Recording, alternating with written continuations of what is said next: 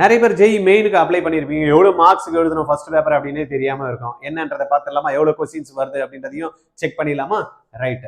Subject wise distribution of questions, total number of and marks questions அப்படின்றத மாதிரி பார்த்தோம் அப்படின்னா, சப்ஜெக்ட் மேத்தமெட்டிக்ஸ், பிசிக்ஸ், கெமிஸ்ட்ரி இது மூணு தான் ஜெய் மெயினுக்கு ஃபர்ஸ்ட் பேப்பர்ல கேட்பாங்க. செக்ஷன் ஏ அப்படின்ற மாதிரி பிரிப்பாங்க. அதுல வந்து 20 கொஸ்டின் வந்து section A. Suppose mathematics, physics, chemistry வந்து பார்த்தீங்கன்னா 20 வரும். தென் செக்ஷன் பில வந்து பார்த்தீங்கன்னா 5 கொஸ்டின் கொடுக்குறாங்க. அப்ப 3 75 கொஸ்டின். மார்க்ஸ் பொறுத்த வரைக்கும் பார்த்தோம்னா 100 மார்க். ஏன்னா 25 இன்டூ 4ன்னு போட்டோம்னா 100 இன்டூ 3 300 மார்க்ஸ்க்கு வரும். ரைட்டா. இதுல each subject will have 2 session. First multiple choice question, second வர செஷன் வந்து பாத்தீங்கன்னா நம்மளுக்கு இன்டெகிரல் டைப்ஸ்ல வந்து கொஸ்டின்ஸ் வந்து கேட்பாங்க. நெகட்டிவ் மார்க்ஸ் வந்து எதுக்கு இருக்கு? Negative marking for incorrect answer in section A and section B ரெண்டுத்துக்குமே நெகட்டிவ் மார்க்ஸ் இருக்கு. இந்த டீடைல்ஸ் வந்து நிறைய பேருக்கு ஜெய் எழுதுறவங்களுக்கு தெரியாம இருக்கும். நீங்க என்ன பண்றீங்க, இதை ஃபார்வர்ட் பண்ணி விட்டுருங்க. சரியா.